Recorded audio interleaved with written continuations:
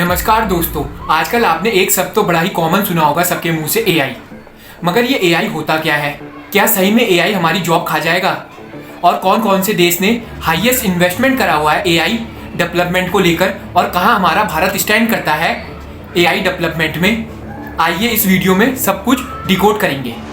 तो वीडियो में लास्ट तक बने रहिए, तो इन सारे क्वेश्चन का आपको जवाब मिल जाएगा। आइए समझते हैं इजी लैंग्वेज में एआई होता क्या है। एआई की फुल फॉर्म होती है आर्टिफिशियल इंटेलिजेंस। आर्टिफिशियल इंटेलिजेंस मतलब किसी मशीन को इंसानों की तरह सीखना और सोचना सिखाना। एक एग्जांपल लेते हैं। अगर आप किसी भी कंप्यूटर को 1000 फोटो दिखाएंगे और बताएंगे ये डॉग है और ये कैट है, तो वो बाद में जब आप दोबारा उसको 1000 फोटो दिखाएंगे तो वो अपने आप ही बता देगा कौन सा कैट है और कौन सा डॉग है। अब कई सारे लोग सोचेंगे ये जादू है, पर ये जादू नहीं है, बल्कि एक कॉम्प्लेक्स एल्गोरिथम और डाटा का खेल है जो पैटर्न्स को पहचान लेता है।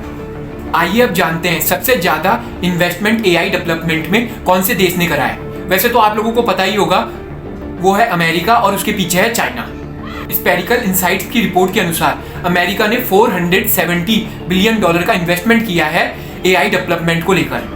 उसके पीछे है चाइना जिसने $119 बिलियन का इन्वेस्टमेंट किया है एआई डेवलपमेंट और रिसर्च को लेकर। अब जानते हैं हमारा देश भारत कहाँ पे स्टैंड करता है। स्पेरिकल इनसाइट की रिपोर्ट के अनुसार इंडिया ने $7 बिलियन का इन्वेस्टमेंट करा है एआई डेवलपमेंट को लेकर। पर अभी जो करेंटली एआई समिट दिल्ली में हो रहा था, वहाँ गलगोटिया यूनिवर्सिटी ने चाइना का डॉग दिखाकर बताया कि ये उन्होंने डेवलप करा है। ऐसा तो हमारे भारत में एआई डेवलपमेंट के ऊपर प्रोग्रेस चल रही है। चाइना से सामान खरीद के इंडिया में बताया जा रहा है कि इंडियन डेवलपमेंट है। दूसरी ओर इंडिया में प्राइवेट सेक्टर ने भी अच्छा खासा इन्वेस्टमेंट करा है, लगभग $1.4 बिलियन का।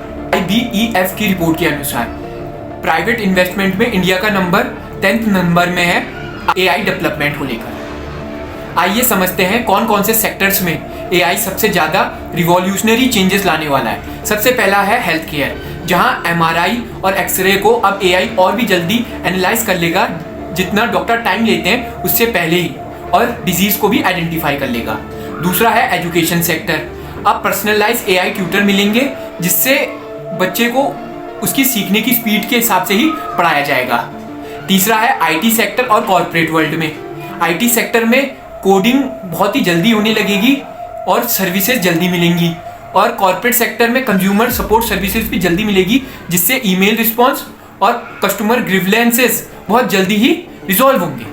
अब एआई के सारे फायदे ही नहीं है, एआई के कुछ नुकसान भी हैं। जैसे कि 75% कंटेंट सोशल मीडिया में एआई से अब दिखाया जा रहा है, जो कि डीप फेक इमेज और मिस इन्फॉर्मेशन के रिलेटेड है। अगर किसी ने भी इस तरह के डीप फेक इमेज और मिस इन्फॉर्मेशन फैलाई तो उसके ऊपर क्रिमिनल एक्ट के तहत केस दर्ज होगा, IT एक्ट 2000 के हिसाब से। इसलिए एआई को ऑफिशियली वर्क के लिए यूज करना और ना कि किसी के इमोशंस के साथ खेलने के लिए यूज करना, वरना आप भी क्रिमिनल चार्जेस के तहत नापे जाएंगे इंडिया में।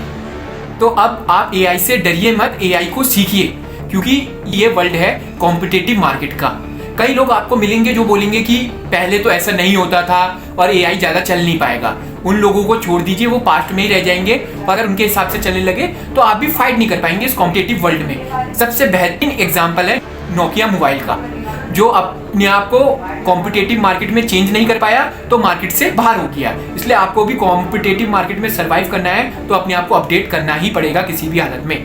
तो आप लोगों को क्या लगता है, एआई हमारे लिए एक वरदान है या अभिशाप है? कमेंट बॉक्स में बताइए। अगर वीडियो पसंद आई होगी तो शेयर करो अपने दोस्तों के साथ और सब्सक्राइब करो चैनल को, कहीं आपसे भी ऐसी अपडेट मिस ना हो जाए। Okay, then see you in the next one.